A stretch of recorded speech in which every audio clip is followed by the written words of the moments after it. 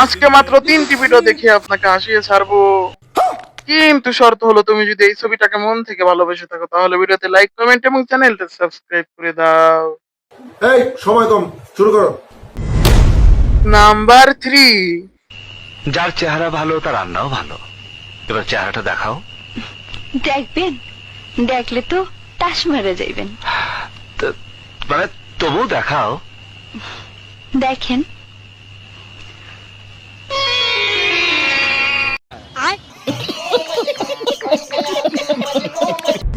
Number 2। Bangla ক, বাংলা ক, ক ক বাংলা ক। এটা বাংলাদেশ, এখানে শুধু বাংলা কথাই চলে। বাংলা ক। আবার চাইনিজ।